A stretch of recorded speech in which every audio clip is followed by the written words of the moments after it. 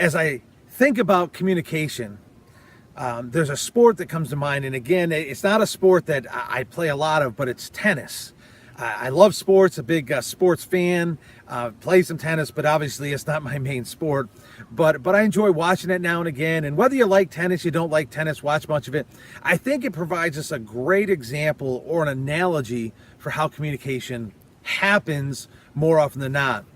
I think if we better understand how communication happens, that may give us a clue why oftentimes it doesn't go well or as well as we'd like. And then in future videos, we'll talk about some things that we can do to improve upon that. So tennis, when the person serves the ball, my question would be, what is their purpose? What is their intent in serving the ball? Well, it's simply this. They serve the ball, and their goal is to hit it in such a way that the other person cannot return it, can't possibly get it back over the net, so they score the point.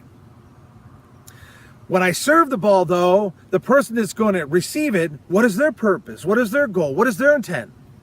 I'm going to say the same thing, right? Their intent is simply to hit the ball back in a way, though, that I can't hit it back, return it, so that they win. As we go through this, the ball goes back and forth, and we call this a volley, or in some circles, a rally. All right, it goes back and forth, and as that happens, the crowd's intensity rises, right? You hear the noise, the energy goes up. The tennis players get more frantic at times, right? They hit tougher shots. They try to hit harder shots, doing whatever they can to score the point because they're getting tired and the energy level's going up. Finally, what happens? Someone hits that shot and wins the point. And when they do, what happens? The crowd usually erupts and like, wow, that was exciting. They applaud. Some are like, oh, because their poor person didn't get the point. The tennis player who got the point, what do? Woo, right? They celebrate. There's a victory, right? They raise their fist or they yell or whatever. And the person who didn't get to the point, who lost that point, what do? Usually they walk away in some sort of disappointment, dejection, and as we look at some past tennis players, they throw their rackets sometimes, right? But they're upset about it, right? I'm going to suggest to you what is happening in tennis is oftentimes what we do in communication. We'll come back to tennis in just a second, but it goes something like this. I come to you with something I want to talk about, a concern, an issue, whatever it may be, and as soon as I come to you, immediately you have a reaction. You start to play a script, or if you will, a movie in your head of how this typically goes for you. And so when I say something to you, my goal and intent, and you got to follow me here, because I think this is more often than not what's happening if we're honest with ourselves, is my goal or intent is to say something so brilliant, to say it so well, that there's not a chance you have anything to say back except, wow, Jim, that was amazing. You're right. Unfortunately, that doesn't happen, though, usually, does it? What happens is they're going to say something in return. But remember, what's their goal? What's their intent? Is to say something in such a way that I have nothing to say in return. That they say it so well that all I can go is, wow, you were brilliant. That was so wise. You're so right. But generally that doesn't happen either. And back and forth we go in this volley, right? Until finally somebody, if you will, scores the point. What does that look like? Well, sometimes it's, I give up. I'm like, whatever, if that's what you want, fine. And I walk away and I just surrender. Or sometimes it's, I might use my authority and say, well, I'm the boss and I'm telling you, right? Or we use that parent voice, I'm your father, I'm your mother, and I'm saying this. We somehow draw those lines and we're just frustrated and just exhausted with the discussion, and it ends. And it's usually not very productive in the ending.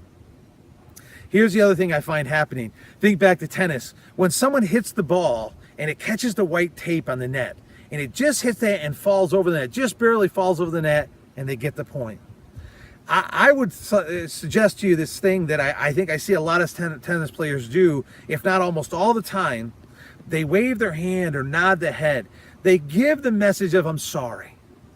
That point really shouldn't have counted. I didn't really earn it. Think of it this way. Think back when you were a little kid. Maybe you were involved in a race and you were running, right? All the kids line up, go, and you all run to the finish line. The winner crosses the line and goes, woohoo, I win, right? Whatever they were doing. And second place oftentimes says, well, they might say, you cheated, but oftentimes they say, I let you win. And the winner, when they hear that, does what? More often than not, I think, if we look back and think back, the winner goes, let's race again. Why? They just won. Why do we have to do it all over again when you just won? Here's what I want to suggest to you today. I think what drives our conversations is, in our culture, I think we have an overwhelming need to win, but more importantly, the other person must lose. What I mean?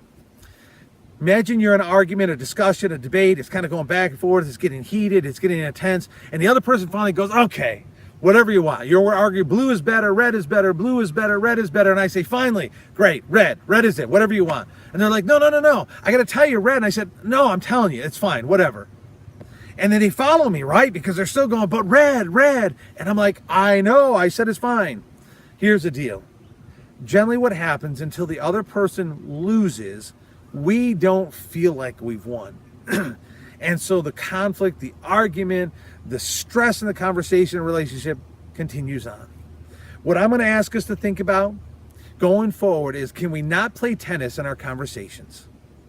Imagine if the tennis player served the ball, I caught the ball, walked up to the net and said, here, I think this is yours. Talk to me about why you hit it to me. What would happen? Can you imagine the crowd would just look in disbelief? The other tennis player would stand. I don't think we'd know what to do.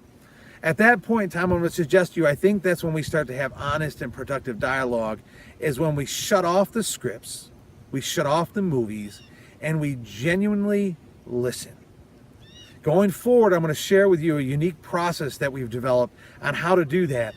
But for today, think about, how do I not continue to engage in conversations like I always have? I think it was Einstein that defined insanity this way. If we do the same thing over and over, expecting a different result, you might be insane, right? And I think that's a great example for us. How many times we're going to continue to have these conversations and discussions before we say, let me do it differently.